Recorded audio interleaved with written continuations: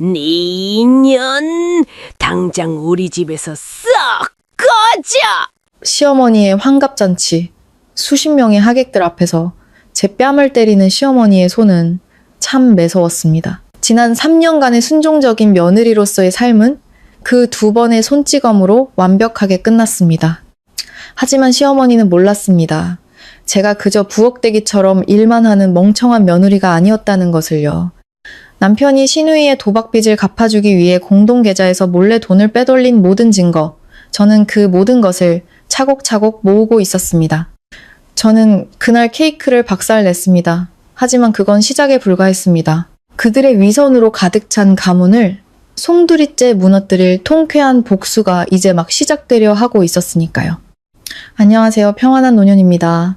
착하기만 했던 며느리가 악독한 시댁을 어떻게 무너뜨리는지 그 통쾌한 이야기가 궁금하시다면 구독과 좋아요 부탁드립니다. 그럼 이야기 시작하겠습니다.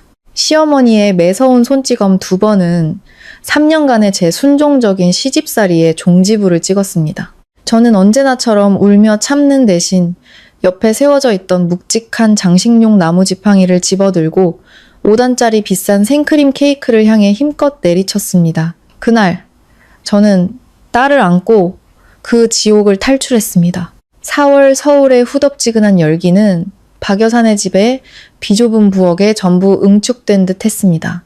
팔팔 끓는 육수솥에서 피어오르는 김과 기름 타는 냄새가 뒤섞여 숨이 턱 막힐 지경이었습니다. 저는 가스레인지 앞에서 등이며 이마며 땀으로 흠뻑 젖은 채 한 손으로는 소고기 잡채를 볶고 다른 한쪽 팔로는 덥고 졸려서 울어대는 딸 소희를 안고 있었습니다. 오늘은 시어머니의 환갑 잔칫날이었습니다. 체면을 목숨처럼 여기는 박 여사는 친척과 지인들을 모두 초대한다며 잔치 음식을 무려 5상이나 차리라고 명령했습니다. 보통 이런 날은 출장 뷔페를 부르는 게 편하지만 시어머니는 바깥 음식은 위생도 의심스럽고 돈 아까우며 며느리의 정성이 보이지 않는다고 했습니다. 결국 새벽 4시부터 시장을 보고 생선과 채소를 고르고 재료를 손질하고 갈비찜, 잡채, 모듬전, 해물탕 등 산더미 같은 오상 음식을 준비하는 모든 부담은 온전히 제 몫이었습니다.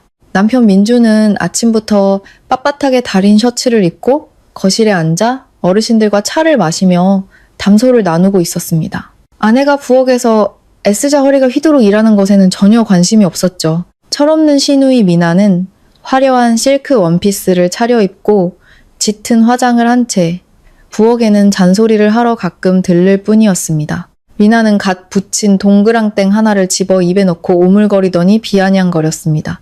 새언니, 전을 이렇게 작게 부치면 손님들이 비웃어요. 제대로 좀 해요. 오늘 엄마 환갑이잖아요. 우리 집안 망신시키지 말라고요. 저는 울컥하는 마음을 억누르고 최대한 침착하게 말했습니다. 아가씨, 어서 나가 손님들 좀 맞아. 여긴 덥고 기름 튀어서 예쁜 옷 버리겠다. 소희가 너무 보채는데 잠깐만 아기 좀 봐주면 안 될까? 내가 국만 마저 풀면 되는데. 미나는 마치 제가 전염병 환자라도 되는 듯 질색하며 2걸음 물러섰습니다. 됐어요. 나 이렇게 예쁘게 입었는데 애기 안았다가 토하기라도 하면 어떡해요? 자기가 나았으면 자기가 알아서 봐야지. 음식 몇 개 하면서 엄살은. 말을 마친 미나는 찡 돌아서 나갔고 저는 딸의 애처로운 울음소리와 함께 부엌에 남겨졌습니다. 정오 12시 손님들은 이미 자리에 가득 찼습니다. 잔 부딪히는 소리, 웃고 떠드는 소리가 시끄럽게 들려왔습니다. 저는 무거운 음식 쟁반을 하나씩 나르느라 팔이 후들거렸습니다. 마지막 상까지 내가고 나니 소희가 기저귀가 젖어 자지러지게 울기 시작했습니다. 저는 급히 안방으로 들어가 딸의 기저귀를 갈고 젖을 물려 겨우 달랬습니다. 아이를 돌보느라 마지막 메뉴인 해물탕을 다른 음식보다 15분이나 늦게 내놓게 되었습니다. 제가 김이 모락모락 나는 뜨거운 해물탕 냄비를 들고 거실로 나섰을 때 분위기는 갑자기 싸늘하게 식었습니다. 모든 시선이 제게로 향했습니다. 박 여사는 부유한 친구들과 함께 앉은 메인 테이블에서 얼굴을 굳힌 채 저를 쏘아보고 있었습니다. 그녀는 수저를 탁 소리가 나게 내려놓았습니다. 너 지금 뭐 하는 짓이야? 이제야 탕을 들고 오면 어떡해? 사람들 거의 다 먹었는데 누가 이걸 먹는다고. 우리 집안이 복이 없어서 너처럼 느려 터지고 멍청한 며느리를 들였지. 얹혀 사는 주제에 잔치 하나 제대로 못 차려? 박 여사는 수많은 사람들 앞에서 날카로운 목소리로 저를 몰아세웠습니다. 저는 깜짝 놀라 냄비를 든 채로 급히 해명했습니다. 어머니, 죄송해요. 아까 소희가 너무 울어서 기저귀 갈고 달래느라 조금 늦었어요. 너그럽게 이해해 주세요. 하지만 제 해명은 불에 기름을 붓는 격이었습니다. 박 여사는 친구들 앞에서 체면이 깎였다고 생각했는지 벌떡 일어나 제게로 성큼성큼 다가왔습니다. 제가 반응할 틈도 없이 그녀는 손을 휘둘러 제 뺨을 세차게 2번 내리쳤습니다. 짝! 짝! 하는 소리가 조용한 거실에 선명하게 울려 퍼졌습니다. 네가 감히 말대꾸를 해? 딸 낳은 게 뭐 그리 대수라고. 네 게으름을 딸의 핑계로 덮으려는 거지? 이 버르장머리 없는 것! 박 여사는 소리치며 빨갛게 칠한 손톱으로 제 얼굴을 가리켰습니다. 양뺨이 불에 댄 듯 화끈거렸고 그 고통은 살캄을 뚫고 마음속 깊이 파고들었습니다. 저는 그 자리에 얼어붙었고 손에 든 냄비가 위태롭게 흔들렸습니다. 남편이 앉은 쪽을 바라보았습니다. 제 청춘을 바쳐 뒷바라지한 남편, 민주는 아무것도 못 본 척 고개를 숙인 채 음식을 집고 있었습니다. 시누이 미나는 입을 가리고 비웃고 있었고 주위에는 시댁 식구들의 경멸 어린 시선뿐이었습니다. 누구 하나 저를 위해 나서주는 사람이 없었습니다. 찜통 같은 더위 속에서 아이를 업고 오상이나 되는 음식을 혼자 차려낸 여자에게 동정의 눈길을 보내는 이는 아무도 없었습니다. 지난 몇 년간 억눌러 왔던 인내심이 순식간에 무너져 내렸습니다. 하지만 저는 울지 않았습니다. 예전 같았으면 화장실로 달려가 소리 죽여 울다가 다시 나와 묵묵히 일을 했을 테지만 이번에는 눈물 한 방울도 나오지 않았습니다. 모든 억울함과 수치심, 고통이 인내의 한계를 넘어 무서울 정도의 침묵으로 변했습니다. 방 안의 공기는 팽팽하게 당겨진 활시위 같았습니다. 박 여사는 제 침묵을 평소와 같은 굴복으로 착각한 듯 콧방귀를 끼며 자리로 돌아가려 했습니다. 저는 천천히 해물탕 냄비를 옆에 빈 테이블에 내려놓았습니다. 제 눈은 이 위선적인 집안의 사람들을 하나하나 차갑게 훑었습니다. 저는 거실 구석으로 천천히 그리고 단호하게 걸어갔습니다. 그곳에는 고장난 창문틀을 받치는 데 쓰던 꽤 굵은 장식용 나무 지팡이가 있었습니다. 저는 손을 뻗어 그 지팡이를 쥐었습니다. 손바닥에 전해지는 묵직함이 제게 기묘한 힘을 불어넣어 주었습니다. 막 자리에 앉아 친구와 웃고 떠들던 박 여사는 무언가 이상한 낌새를 챘습니다. 사람들이 웅성거리기 시작했습니다. 민주는 제가 지팡이를 들고 다가오는 것을 보고 얼굴이 하얗게 질려 소리쳤습니다. 당신 미쳤어? 당장 그거 내려놓지 못해. 저는 못 들은 척했습니다. 그리고 중앙 테이블로 향했습니다. 그 위에는 시누이 미나가 제 피 같은 돈으로 주문해 친구들에게 자랑하던 화려한 5단 생크림 케이크가 놓여 있었습니다. 망설임 없이 저는 지팡이를 양손으로 꽉 쥐고 머리 위로 번쩍 들어올린 다음 케이크 중앙을 향해 온 힘을 다해 내리쳤습니다. 쾅! 하는 굉음과 함께 값비싼 5단 케이크는 산산조각 났습니다. 생크림과 빵, 설탕 장식들이 사방으로 튀었습니다. 커다란 크림 덩어리 하나가 박 여사에게 날아가 그녀가 지난주에 맞춘 값비싼 실크 한복을 뒤덮었습니다. 여기서 그치지 않았습니다. 저는 계속해서 지팡이를 휘둘러 메인 테이블에 음식들을 모조리 엎어버렸습니다. 비싼 도자기 그릇들이 바닥에 떨어져 박살났고 갈비찜, 잡채, 온갖 음식물들이 바닥에 흥건하게 널렸습니다. 거실은 비명과 아수라장으로 변했습니다. 시어머니의 친구들은 겁에 질려 벽으로 물러섰고 친척들은 음식이 튀는 것을 피하려 자리에서 벌떡 일어났습니다. 박 여사는 피가 한 방울도 남지 않은 듯 창백한 얼굴로 가슴을 부여잡고 숨을 헐떡였습니다. 미나는 소리를 지르며 저를 손가락질하며 욕을 퍼부었습니다. 민준이 달려와 제 뺨을 때리려 했지만 제가 한 발 물러서며 지팡이 끝을 그의 가슴에 겨누자 그는 움찔하며 허공에 손을 멈췄습니다. 제 눈빛은 칼날처럼 날카로웠습니다. 모두가 숨을 죽였습니다. 저는 깊은 숨을 들이쉬고 가슴속의 모든 힘을 끌어모아 또렷하게 외쳤습니다. 오늘 여기 계신 모든 분들 앞에서 저는 이혼을 선언합니다. 당신들 가족은 지난 3년간 나를 공짜 가정부 취급하며 내 노동력을 착취하고 인격을 모독했어요. 내가 순한 줄 알고 마음대로 해도 되는 줄 알았겠죠. 하지만 이제 모든 건 끝났습니다. 이혼 서류는 식탁 위에 둘 테니 도장 찍어요, 민준 씨. 안녕히 계세요, 어머님. 미나 씨도. 이제부터 나는 이 집과 아무 상관없는 사람입니다. 말을 마친 저는 지팡이를 바닥에 내던지고 침실로 향했습니다. 저는 문을 잠갔습니다. 밖에서 들려오는 박 여사의 고함과 저주, 민준이 문을 쾅쾅 두드리는 소리는 무시했습니다. 방 안에서 저는 이상할 정도로 침착했습니다. 여행 가방을 꺼내 우리 모녀의 옷 몇 가지만 챙기고 신분증과 소희의 예방접종 수첩, 그리고 제가 그동안 몰래 모아온 중요한 서류 뭉치를 챙겼습니다. 저는 소희를 품에 꼭 안았습니다. 문을 열자 민준이 망연자실한 표정으로 서 있었지만 저는 그를 못 본 척 지나쳤습니다. 박 여사는 크림과 음식물로 뒤덮인 바닥에 주저앉아 통곡하고 있었습니다. 저는 그 차가운 대문을 나섰습니다. 마침 지나가는 택시를 잡아탔습니다. 차가 움직이기 시작했고 제가 한때 보금자리라고 착각했던 지옥이 등 뒤로 멀어졌습니다.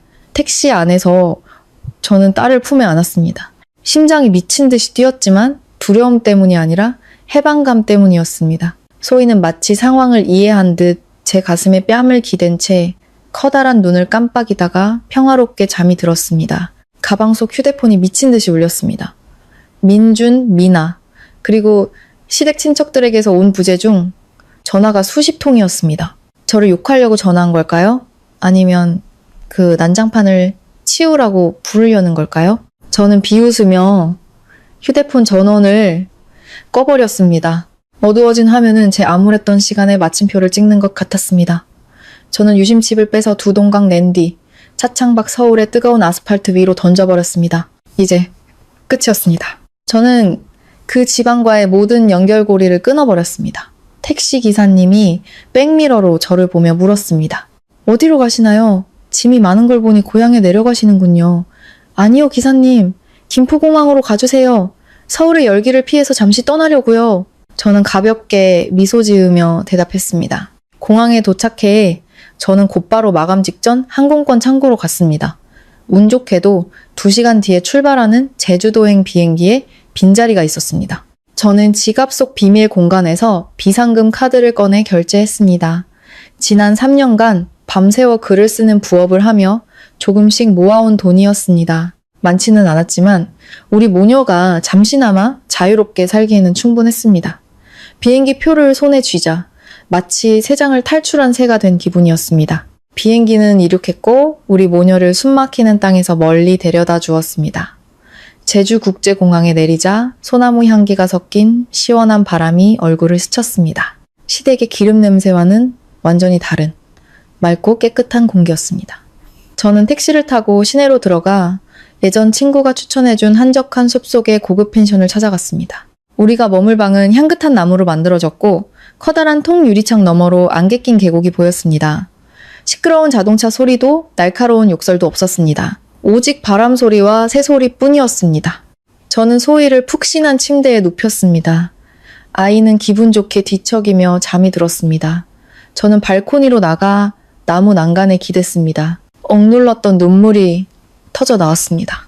하지만 그것은 고통의 눈물이 아니라 해방의 눈물이었습니다. 내일부터는 새벽 4시에 일어나지 않아도 되고 매일같이 집을 청소하지 않아도 되며 시어머니의 잔소리와 시누이의 격려를 듣지 않아도 됩니다. 저는 이제 그냥 서윤, 제 자신과 딸을 위해 사는 자유로운 엄마일 뿐입니다.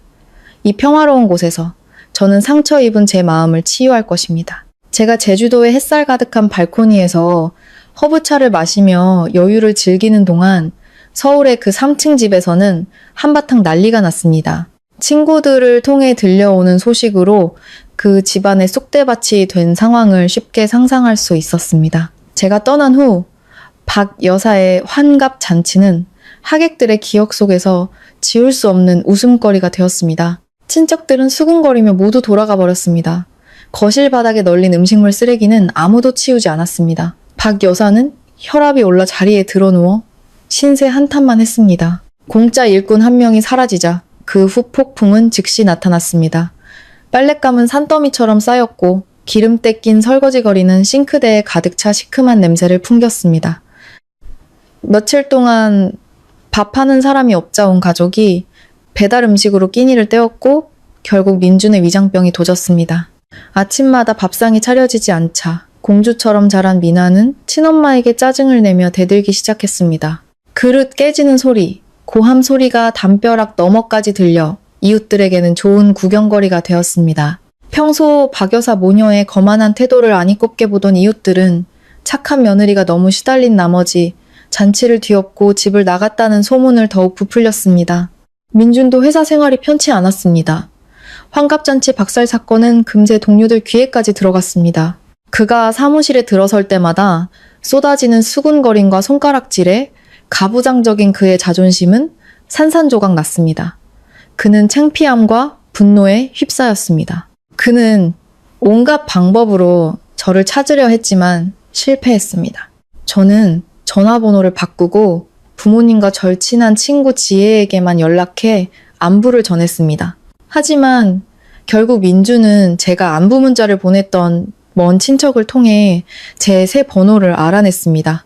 제주도에 온 지 나흘째 되던 날 오후 제 새 휴대폰이 울렸습니다. 모르는 번호였지만 저는 누구인지 직감했습니다. 통화 버튼을 누르자마지 민준의 분노에 찬 목소리가 고요한 방의 정적을 깼습니다. 서윤 씨, 대단하시네요. 그럼 미친 짓을 해놓고 제주도까지 가서 유람을 즐겨요? 집안이 얼마나 엉망인지 알기나 해요? 당장 서울로 올라와서 우리 엄마랑 친척들 앞에 무릎 꿇고 사죄해요. 집안 청소 깨끗이 해놓으면 내가 당신 살 길은 열어줄 테니 그렇지 않으면 이 집에서 단돈 10원도 못 가져갈 줄 알아요. 당신 모녀 길바닥에서 굶어 죽게 만들 테니까. 그의 거만하고 명령조인 말투는 여전했습니다. 그는 아직도 제가 겁 몇 번 주면 벌벌 떨며 돌아올 순종적인 아내라고 착각하고 있었습니다. 하지만 그는 틀렸습니다. 과거의 순종적인 아내는 박살난 케이크와 함께 죽었습니다. 저는 그가 실컷 소리치도록 내버려둔 뒤 그가 숨을 고르기 위해 잠시 멈췄을 때 차갑고 감정 없는 목소리로 천천히 말했습니다. 할 말 다 했어요? 다 했으면 당신 이메일이나 열어봐요. 합의 이혼 서류 보냈으니까. 서명해서 첨부된 주소로 보내요. 가짜는 협박은 그만하고 역겨우니까. 전화기 너머에서 민주는 잠시 말을 잃었습니다. 그는 곧 경멸에 찬 헛웃음을 터뜨렸습니다. 이혼이 쉬운 줄 알아? 당신이 제 발로 나갔으니 애는 당신이 알아서 키워. 이 집은 우리 부모님이 물려주신 거야. 벽돌 한 장도 못 가져가. 돈은 내가 다 관리했으니 당신 같은 여자한테는 10원도 못 줘. 소위 양육비도 없어. 법원에서 두 손 빈 채로 쫓겨날 준비나 해. 저는 소리내어 웃었습니다. 통쾌하면서도 비웃음이 섞인 웃음이었습니다. 그는 여전히 자신의 똑똑함을 과신하고 있었습니다. 저는 노트북을 열어 암호화된 폴더를 클릭했습니다. 민준 씨, 내가 그 집에서 3년 동안 부엌 구석에 처박혀 일만 하던 바보인 줄 알았어요? 방금 보낸 두 번째 이메일 열어봐요. 은행 거래 내역서. 똑똑히 보라고요. 수화기 너머로 키보드 치는 소리가 들렸고 잠시 후 민준의 숨소리가 거칠어졌습니다. 당신은 항상 회사 사정이 어렵다라며 생활비를 깎았고 내 돈으로 소위 분유를 사게 했지. 하지만 실제로는 우리 부부 공동 예금에서 수천만 원을 몰래 빼내 당신 여동생 도박빚을 갚아줬더군. 그것뿐인 줄 알아? 당신 어머니 명의로 비싼 종신보험을 들어놓고 수령이는 당신과 미나 씨로 해놨던데? 모든 거래 내역, 이체 시간, 심지어 당신이 사채업자들과 주고받은 문자까지 은행 직인이 찍힌 서류로 전부 가지고 있어. 법정에서 이걸 숨길 수 있을 것 같아? 민준의 목소리가 떨리기 시작했습니다. 당신 날 몰래 뒷조사한 거야? 이 서류들을 어떻게... 저는 그 어리석은 질문에 대답하는 대신 최후 통첩을 날렸습니다. 우리 공동 재산으로 남은 예금 8천만 원.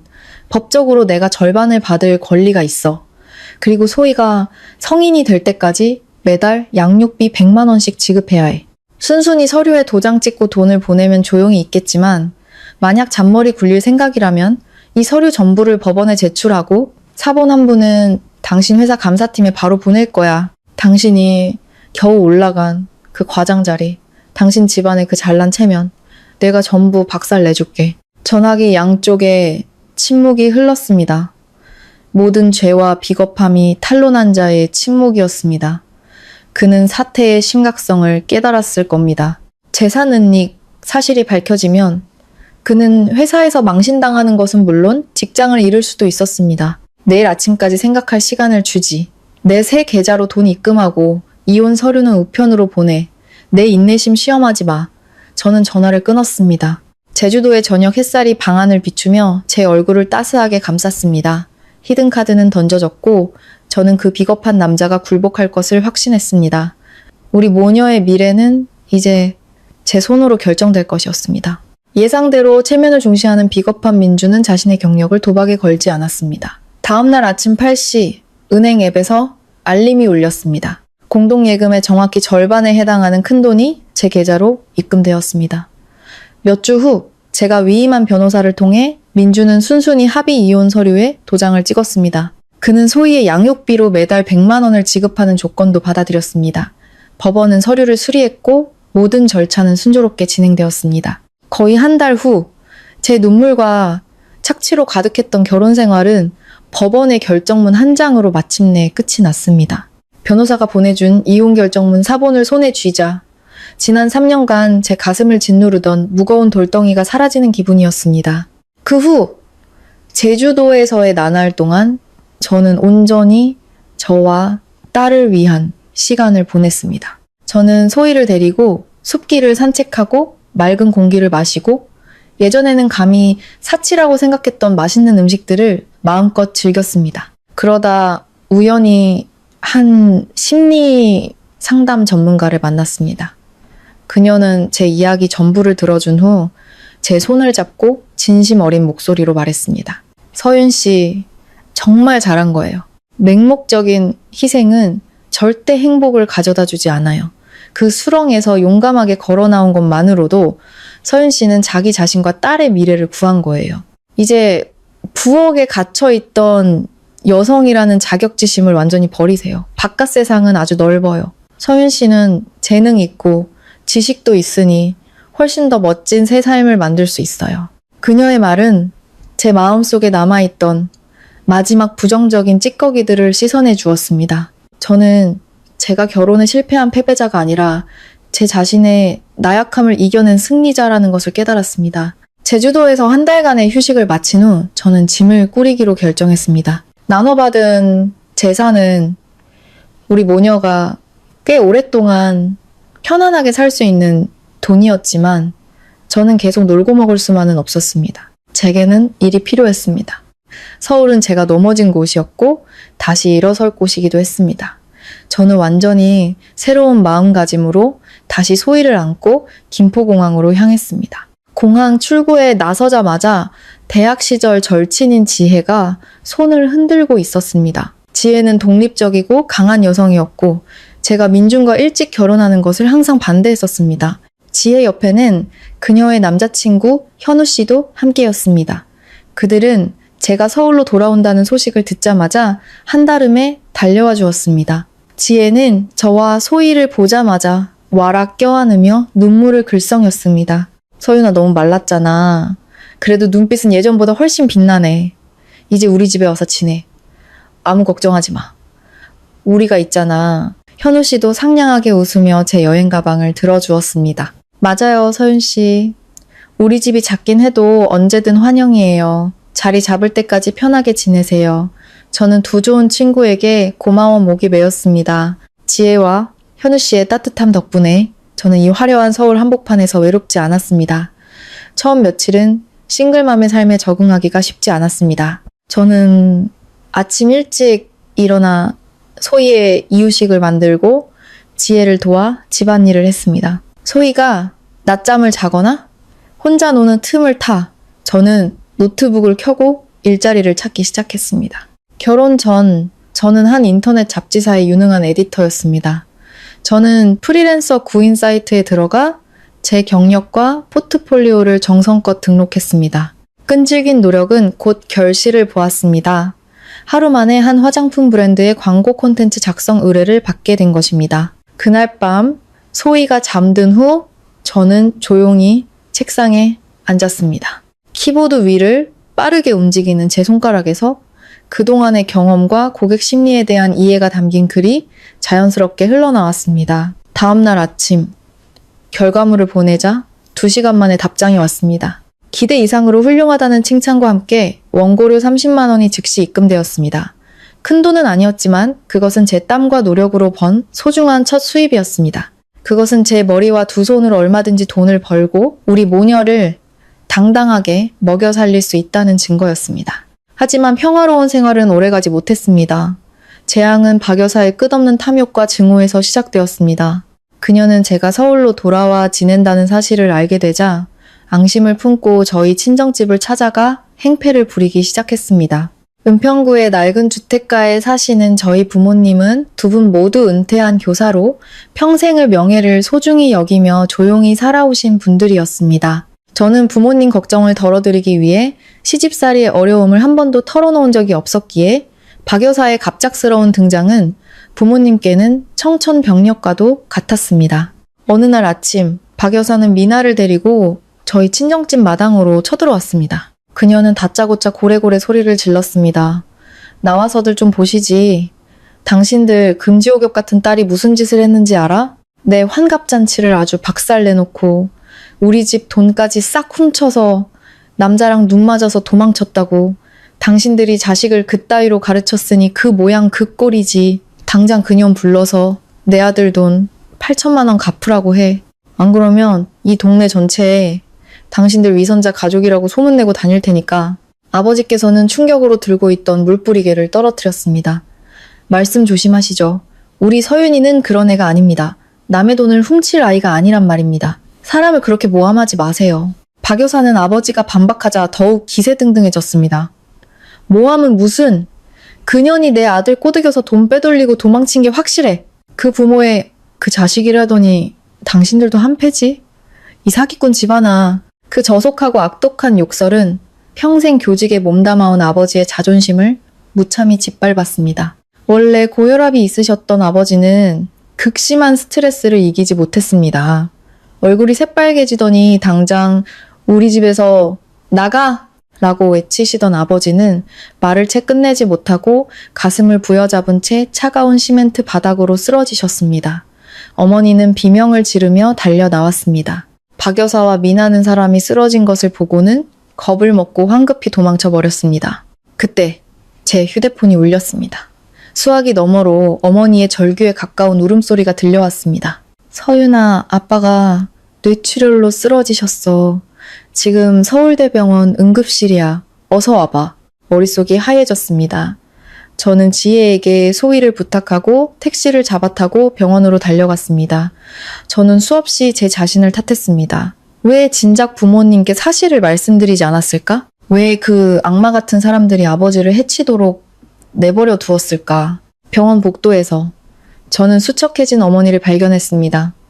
어머니는 저를 보자마자 와락 안기며 오열했습니다. 박 여사가 네가 돈 훔쳐서 남자랑 도망갔다고 온갖 험한 말로 모욕을 줬어.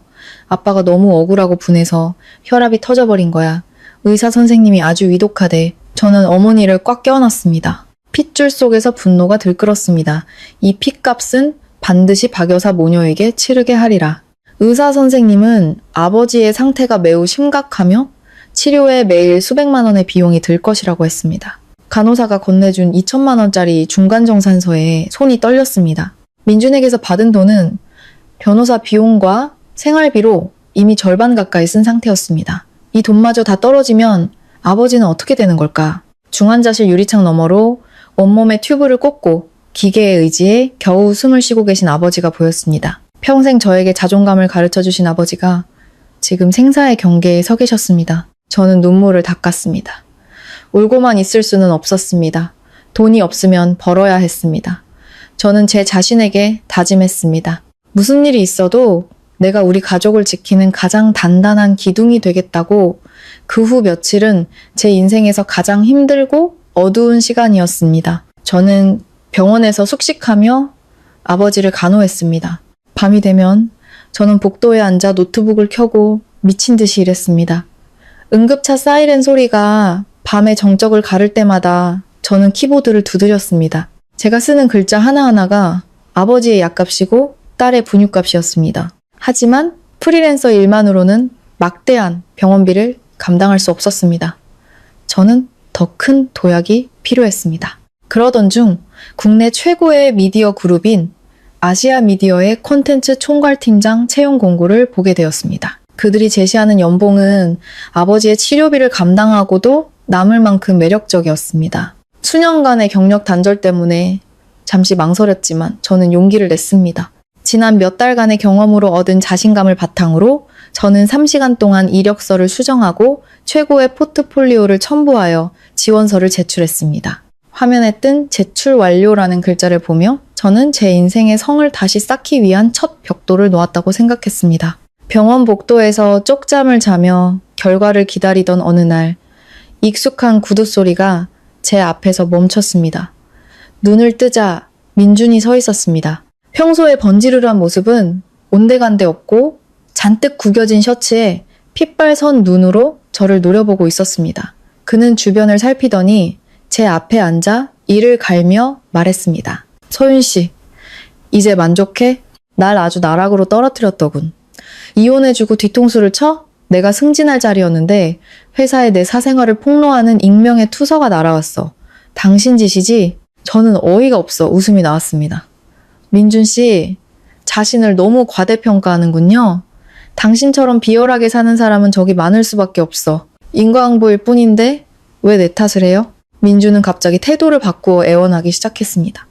서윤 씨, 아버님 병원비 많이 들잖아. 내가 도와줄게. 회사에 가서 그 투서는 오해라고 해명 좀 해줘. 내가 팀장 자리만 다시 찾으면 당신한테 바로 2억 쏴줄게. 어때? 서로 윈윈하는 거잖아. 한때 남편이었던 남자의 입에서 나온 더러운 거래에 구역질이 났습니다. 그는 아버지의 목숨을 자신의 명예와 바꾸려 하고 있었습니다. 저는 벌떡 일어나 소리쳤습니다. 닥쳐. 당신의 더러운 돈은 필요 없어. 우리 아버지는 그런 돈 받느니 차라리 돌아가시는 걸 택할 뿐이야. 당신의 몰락은 당신의 썩어빠진 인성 때문이지 나와는 상관없어. 당장 내 눈앞에서 사라져. 꺼져. 제 단호한 태도에 민주는 아무 말도 못하고 망연자실한 채 돌아서서 엘리베이터로 향했습니다. 그의 비겁한 뒷모습은 그와의 모든 인연에 찍는 마지막 마침표였습니다. 아시아 미디어의 면접날, 저는 오랜만에 정장을 차려입었습니다. 거울 속에는 30대 여성의 성숙함과 단단함이 비쳤습니다. 면접장에는 젊고 자신감 넘치는 지원자들이 많았지만 저는 주눅들지 않았습니다. 인생의 풍파가 제게는 그 어떤 스펙보다 강력한 무기였습니다. 면접 과제는 출산 후 여성을 위한 영양제, 신제품의 홍보 전략을 발표하는 것이었습니다. 젊은 지원자들은 화려한 기술과 유명인을 활용한 전략들을 발표했지만 저는 그들의 발표에서 공감이라는 영혼이 빠져 있음을 느꼈습니다. 제 차례가 되자 저는 파워포인트 대신 화이트보드에 단 한 문장을 썼습니다. 어둠 속의 눈물. 그리고 제 경험을 바탕으로 출산 후 여성들이 겪는 현실적인 고통과 외로움에 집중하는 치유의 커뮤니티 전략을 발표했습니다. 우리 제품은 단순한 영양제가 아니라 그들의 고통을 이해하는 친구가 되어야 합니다. 그들의 찼다 터진 마음을 어루만져주고 그들의 눈물에 공감할 때 그들은 진심으로 우리 브랜드의 충성 고객이 될 것입니다. 제 발표는 시어머니의 손찌검과 남편의 무관심 속에서 흘렸던 제 피와 눈물에서 나온 것이었습니다. 진심보다 강력한 전략은 없었습니다. 면접이 끝나고 저는 그 일자리가 제 것이 될 것임을 확신했습니다. 이틀 후 합격 통보 전화가 걸려왔습니다. 제 예상보다 훨씬 높은 연봉과 복지 조건이었습니다. 하지만 인생은 예측할 수 없는 방향으로 흘러갔습니다. 그날 오후 저는 한 독립 다큐멘터리 감독에게서 연락을 받았습니다. 강 감독이라는 그는 제가 4년 전에 썼던 음식 문화에 대한 글을 인상 깊게 읽었다며 만남을 제안했습니다. 호기심에 약속 장소로 나갔습니다. 강 감독은 제게 세상의 불꽃이라는 다큐멘터리 프로젝트의 메인 작가 자리를 제안했습니다. 전국의 소박한 길거리 음식에 담긴 서민들의 감동적인 삶의 이야기를 담는 프로젝트였습니다. 그 제안은 제 가슴속 깊이 묻어두었던 작가로서의 꿈과 열정을 다시 불타오르게 했습니다. 하지만 현실의 벽은 높았습니다. 감독님, 제안은 정말 감사하지만 아버지가 입원 중이셔서 돈이 많이 필요하고 딸도 아직 너무 어려요. 다큐멘터리 작업은 출장이 잦을 텐데 지금 제 상황과는 맞지 않는 것 같습니다. 강 감독은 제 사정을 이해한다며 서류 한 뭉치를 내밀었습니다. 서윤 씨, 우리 프로젝트가 한 국제문화재단의 큰 후원을 받게 됐어요. 작가에게 지급되는 원고료도 결코 적지 않습니다. 특히 재단에서 프로젝트 전문가들을 위해 강남에 있는 고급 아파트를 2년간 무상으로 제공합니다. 만약 수락한다면 서윤 씨와 따님은 당장 그곳으로 이사해서 주거비 부담을 덜 수 있어요. 출장 스케줄도 최대한 유연하게 조정해 드릴게요. 그의 제안은 너무나도 매력적이었습니다. 안정적이지만 영혼 없는 고연봉의 직장과 험난하지만 자유롭고 가슴 뛰는 예술가의 길. 저는 깊은 고뇌에 빠졌습니다. 3일의 고민 끝에 저는 병원에 계신 아버지를 찾아갔습니다. 어느덧 의식을 되찾고 일반 병실로 옮기신 아버지는 제 손을 잡고 힘겹게 말씀하셨습니다. 서윤아, 네가 그 미디어 회사에 가려는 게 아비 병원비 때문이라는 걸 안다. 하지만 아빠는 네가 돈 버는 기계가 되는 걸 원치 않는다. 넌 이미 시집살이로 청춘을 다 버렸어. 이제라도 네가 진짜 원하는 삶? 네 꿈을 찾는 삶을 살았으면 좋겠다. 그 다큐멘터리 하거라. 네가 행복하게 사는 것이 아비에게는 최고의 약이다. 아버지의 진심 어린 말씀에 저는 모든 망설임을 떨쳐버렸습니다. 저는 참았던 눈물을 터뜨리며 아버지 품에 안겨 한참을 울었습니다. 다음날 아침, 저는 아시아 미디어에 정중히 입사를 거절하는 전화를 했습니다. 그리고 곧장 강 감독의 사무실로 찾아가 말했습니다. 감독님, 저 세상의 불꽃 프로젝트 함께 하겠습니다. 최고의 다큐멘터리를 만들어봐요. 강 감독은 환하게 웃으며 제 손을 잡았습니다. 환영합니다. 서윤 씨, 최고의 선택이 될 겁니다. 저는 계약서에 망설임 없이 서명했습니다. 꺼져가던 제 열정의 불꽃이 다시 활활 타오르기 시작했습니다. 계약 조건에 따라 저는 강남의 최고급 주상복합 아파트 열쇠를 받았습니다. 완벽한 보안과 쾌적한 환경, 현대적인 시설을 갖춘 곳이었습니다.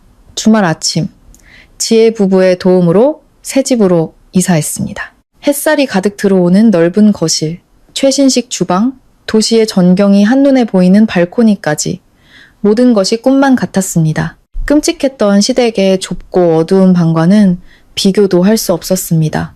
딸 소희는 새 집이 마음에 드는지 거실을 뛰어다니며 웃음을 터뜨렸습니다. 지혜는 제 어깨를 감싸며 말했습니다. 서윤아, 정말 축하해. 이제 여긴 온전히 너만의 공간이야. 누구의 눈치도 볼 필요 없이 진짜 자유를 찾은 거야. 이 새 집은 단순한 거처가 아니었습니다. 그것은 한 여성이 자신의 운명을 스스로 개척해낸 독립과 자부심의 상징이었습니다. 어느 주말 오후 저는 단지 내 공원에서 소희와 함께 평화로운 시간을 보내고 있었습니다. 그때 과장된 목소리가 들려왔습니다. 어머, 서윤이 아니야? 이게 얼마만이야? 대학 동창 유라였습니다. 유라는 예전부터 돈 많은 남자를 만나 신분 상승하는 것을 꿈꾸던 허영심 많은 친구였습니다. 온몸을 명품으로 휘감은 그녀는 저를 위아래로 훑어보더니 비아냥거렸습니다. 너 시댁에서 쫓겨나서 빈털털이라더니 이런 부촌에는 웬일이야. 이 근처 월세방 살면서 공원에 놀러 나왔나 보네. 여기 보안 철저해서 외부인 들어오면 쫓겨나는데. 저는 조금도 동요하지 않고 차분하게 미소 지으며 대답했습니다. 오랜만이네 유라야. 난 월세방 안 살아. 바로 저기 저 타워 15층에 살아. 유라는 눈을 동그랗게 뜨며 믿을 수 없다는 표정을 지었습니다. 거짓말. 여기 월세만 해도 얼만데. 너 혹시 또 다른 스폰서라도 잡은 거야? 멀쩡한 남편 버리고 숨겨진 애인 노릇이나 하다니 너도 참 대단하다. 난 얼마 전에 부동산 회사 대표랑 결혼해서 이 아파트 선물 받았어. 여자는 이래야지. 저는 자리에서 일어났습니다. 제 차분하지만 단단한 기세의 유라는 저도 모르게 한 발 물러섰습니다. 유라야, 너의 행복은 남자의 지갑에 기대야만 하는구나. 하지만 나의 행복은 내 두 손으로 직접 만든 거야. 난 스폰서 없어. 이 아파트는 내가 메인 작가로 참여하는 다큐멘터리 프로젝트의 국제 후원 재단에서 제공해 준 거야. 난 내 능력으로 돈을 벌고 내 딸을 키우고 내 아버지 병원비를 내. 누구의 눈치도 보지 않고 말이야. 네가 그토록 부러워하는 그 남편의 집, 그곳은 내 영혼을 가두는 감옥이었어. 넌 네 남편이 내일 너보다 더 젊고 예쁜 여자에게 다른 아파트를 사주지 않을 거라고 확신할 수 있니? 너의 기생하는 사고방식으로 독립적인 여자의 삶을 판단하지 마. 유라는 얼굴이 빨개진 채 아무 말도 하지 못했습니다. 저는 더 이상 상대할 가치를 느끼지 못하고 소희를 안아들고 돌아섰습니다. 남편 재산으로 즐거운 오후 보내. 난 내 자유로운 인생을 즐겨야 해서 이만. 안녕. 제 등 뒤로 유라가 분한 듯 발을 구르는 소리가 들렸습니다. 여성이 진정한 가치를 갖는 것은 온전히 자신의 두 발로 섰을 때뿐이라는 것을 다시 한번 깨달았습니다. 몇 달 후 지혜에게서 시댁의 소식을 전해 들었습니다. 그 집안은 완전히 풍비박산이 나 있었습니다. 시누이 미나는 게으르고 철없는 성격 때문에 부잣집에서 한 달도 못 버티고 소방마저 쫓겨났다고 했습니다. 남편 민주는 승진해서 미끄러진 후 회사를 그만두고 코인 투자에 뛰어들었다가 전 재산을 날리고 사채까지 끌어다 썼다고 합니다. 빚쟁이들이 집에 쳐들어와 빨간 락커로 칠하고 협박하자 겁을 먹고 어디론가 잠적해버렸다는 것이었습니다. 가장 비참한 것은 박 여사였습니다. 빚쟁이들이 행패를 부릴 때 그들과 실랑이를 벌이다가 넘어져 머리를 다쳤고 딸과 아들에게 닥친 불행에 충격을 받아 뇌출혈로 다시 쓰러졌다고 했습니다. 이번에는 왼쪽 반신이 마비되고 말도 제대로 못하는 신세가 되었다고 합니다. 민주는 종적을 감췄고 공주처럼 자란 미나는 아픈 엄마를 제대로 돌볼리 만무했습니다. 한때는 비싼 한복을 차려입고 위세를 떨치던 그녀의 말로였습니다. 저는 그들의 불행에 고소해하기보다는 우주에는 보이지 않는 정의의 저울이 있다는 것을 느꼈습니다. 남에게 상처를 주고 착취하며 살던 자들은 결국 자신이 심은 고통의 열매를 스스로 거두게 되는 법이었습니다. 어느 일요일 아침 1층 로비에서 인터폰이 울렸습니다. 경비원의 다급한 목소리가 들려왔습니다. 1508호 서윤 씨 맞으시죠? 로비에 휠체어를 탄 아주머니와 젊은 여성이 찾아와서 아가씨라고 주장하며 막무가내로 올라가겠다고 소란을 피우고 있습니다. 저는 그들이 누구인지 즉시 알아차렸습니다. 저는 경비원에게 그들을 절대 들여보내지 말라고 말한 뒤 단정한 옷으로 갈아입고 엘리베이터를 타고 1층으로 내려갔습니다. 로비 한쪽에서 미나가 경비원들과 실랑이를 벌이고 있었고 그 옆에는 초라한 휠체어에 앉은 박 여사가 있었습니다. 과거의 위풍당당한 모습은 온데간데 없고 반쯤 마비된 얼굴로 넋이 나간 표정을 하고 있었습니다. 저를 보자 미나는 소리쳤습니다. 저기 우리 새언니 나왔네. 비켜요. 저는 차가운 눈으로 그들을 바라보며 물었습니다. 여긴 어쩐 일이죠? 박 여사는 제 목소리를 듣자 격하게 반응했습니다. 마비되지 않은 팔을 제게 뻗으며 어눌한 발음으로 애원했습니다. 서윤아, 나 좀 살려다오. 너무 힘들다. 내가 잘못했다. 손주 얼굴 좀 보게 해다오. 미나 역시 애처로운 표정으로 거들었습니다. 언니, 우리 집 은행에 넘어가게 생겼어요. 엄마는 저렇게 아프시고 저도 이혼당해서 갈 곳이 없어요. 저희 좀 걷어주세요. 언니 집 넓잖아요. 여기서 지내게만 해주시면 제가 조카도 봐주고 집안일도 다 할게요. 저는 팔짱을 낀 채 그들의 연극을 묵묵히 지켜보았습니다. 제 마음속의 동정심은 수많은 사람 앞에서 뺨을 맞던 그날, 아버지가 그들의 악담 때문에 쓰러지시던 그날, 이미 모두 죽어버렸습니다. 저는 주변 사람들이 모두 들을 수 있도록 단호하고 또렷하게 말했습니다. 아가씨, 사람 잘못 부르셨네요. 저는 당신의 새언니가 아닙니다. 법적으로 우린 아무 관계 없는 사이예요. 그리고 어머님, 손주요? 제 게으름을 가리는 방패막이라던 그 아이 말인가요? 당신들이 부유할 때는 우리 모녀를 쓰레기처럼 내쫓더니 이제 와서 빈털터리 병자가 되니 동정심을 구걸하러 오셨어요? 제 선량함에도 한계가 있습니다. 그리고 그 선량함은 우리 가족을 죽음으로 몰아넣었던 당신들을 위한 것이 아닙니다. 저는 경비대장을 돌아보며 위험 있는 목소리로 말했습니다. 팀장님, 이 두 사람 얼굴 잘 기억해 두셨다가 앞으로 절대 이 건물에 발도 못 붙이게 해주세요. 계속 소란 피우면 경찰에 신고해 주십시오. 저와 아무 관련 없는 사람들입니다. 저는 뒤도 돌아보지 않고 엘리베이터로 향했습니다. 등 뒤에서 박 여사의 절망적인 통곡과 미나의 저주 섞인 고함이 들려왔지만 제 발걸음을 멈추게 하지는 못했습니다. 엘리베이터 문이 닫히고 저는 과거의 모든 더러운 인연을 완벽하게 끊어냈습니다.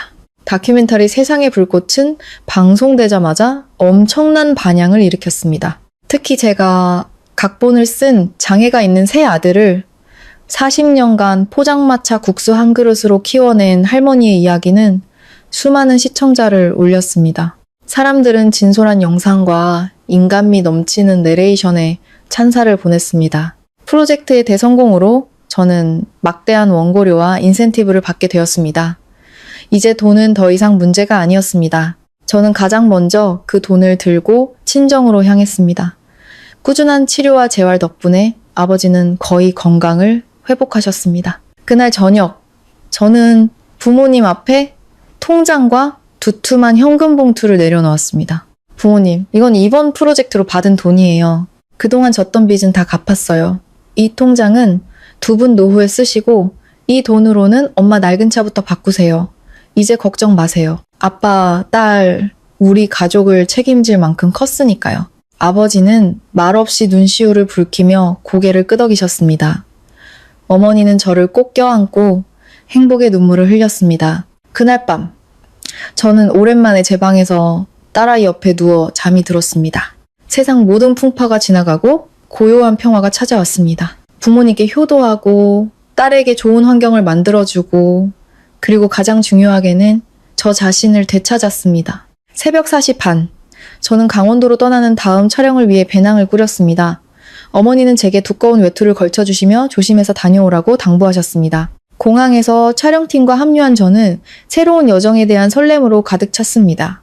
강원도로 향하는 차 안 창문을 열자 상쾌한 산바람이 제 머리카락을 흩날렸습니다. 바람은 제 과거의 어둡고 힘들었던 기억의 마지막 잔재까지 모두 날려보내는 듯 했습니다. 숨 막히는 부엌에서 억압받던 과거의 저는 이제 없었습니다. 그 대신 자신의 삶의 운전대를 굳게 잡은 독립적이고 강인한 작가 서윤이 있었습니다. 저는 스스로 세상을 부수고 나와 절망의 긴 밤을 건너 마침내 태양을 마주했습니다. 눈앞에 펼쳐진 첩첩 산중을 바라보며 제 입가에는 환한 미소가 피어올랐습니다. 앞으로의 인생길이 순탄하지만은 않겠지만 저는 더 이상 두렵지 않았습니다. 어두운 과거를 뒤로하고 제 자유의 날개는 이제 활짝 펼쳐졌습니다. 세상이라는 드넓은 하늘을 향해 당당하게 날아오를 준비가 되었습니다. 모든 것은 이제부터가 진짜 시작이었습니다. 이야기는 여기까지입니다. 긴 시간 동안 함께 해주셔서 감사합니다. 혹시 이야기 속에서 자신의 모습을 발견하셨다면 저희 채널에 머물러주세요. 구독 버튼을 누르시고 다음 편에서 이어질 현실적이고 깊은 생각에 잠기게 하는 이야기들도 함께 해주세요.